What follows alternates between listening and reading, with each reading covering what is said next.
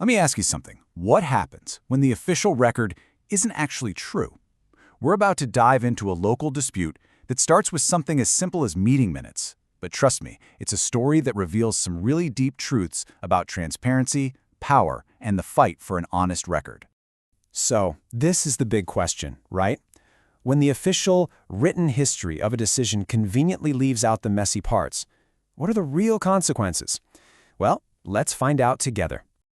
All right, so it all kicks off with the most basic document of any official meeting, the minutes.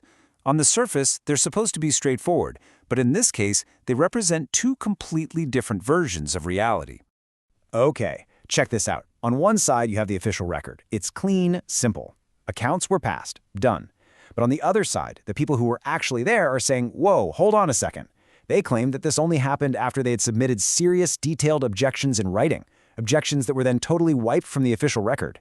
The source material has a great name for this. It calls it suppression by omission.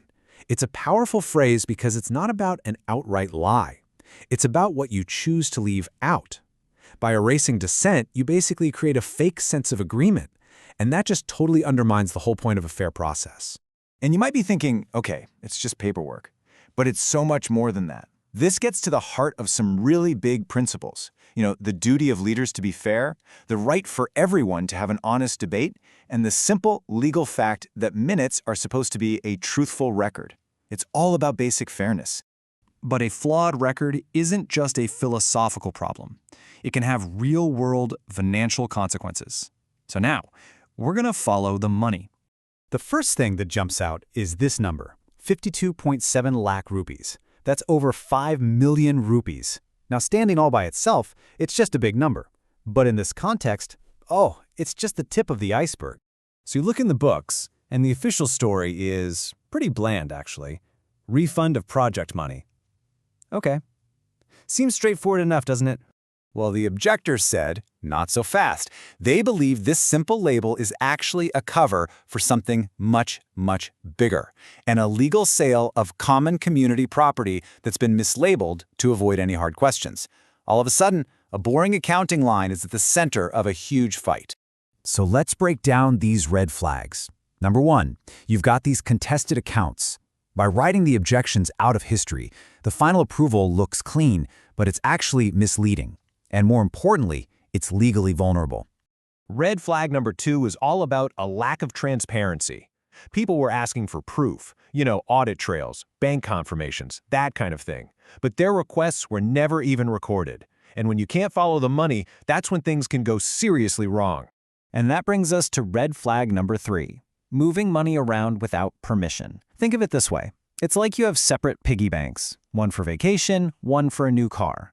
This is like taking money from the vacation fund to buy groceries and not telling anyone. That money was set aside for a specific purpose, and moving it is a serious breach of trust. So things are already pretty messy, right? But this is where the whole dispute just goes to another level.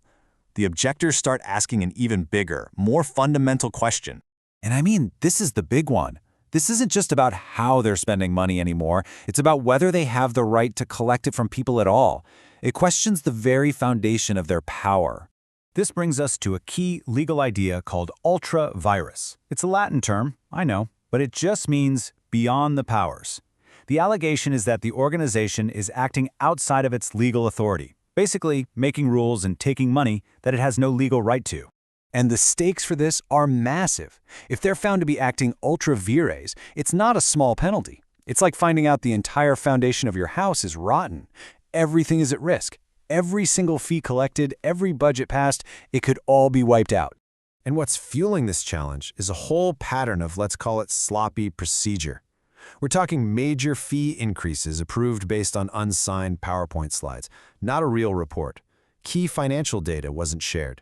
Extra charges were just tacked on without any clear legal reason. Every little shortcut added up and weakened their claim to authority. Okay, so that is a lot of problems. It's a mess. So how do you possibly fix it? Well, the good news is the people raising these issues didn't just complain, they actually came up with a clear, structured plan to make things right. And here's their blueprint for accountability. It's really logical. First up, fix the minutes. Put the objections back into the official record. Next, redo the vote on the accounts, but this time have a real, open debate with all the facts on the table. Then, bring in the experts for a serious forensic audit. And finally, settle the biggest question of all. Get a formal legal opinion on whether they even have the authority to do what they're doing. And they didn't stop there. They also looked ahead, asking, how do we make sure this never happens again? They proposed things like a tracking system for all member complaints, a mandatory rule that all dissent has to be recorded, and a public tracker so everyone can see that issues are actually being handled. It's about building a better system for the long haul. But until any of that happens, well, this quote from the source really says it all. Right now, everything that happened at that meeting is procedurally defective, governance deficient, and vulnerable to challenge. Basically, the whole thing is stuck in limbo on really shaky ground. So, in the end, you see how what started as a small fight over meeting minutes spiraled into this huge question of trust and power. It's a case study, really, in what happens when the official story can't be believed. And it leaves all of us with a really important question. In our own communities, in our workplaces, do our official records tell the whole, complete truth? Or are they just telling the story someone wants us to hear?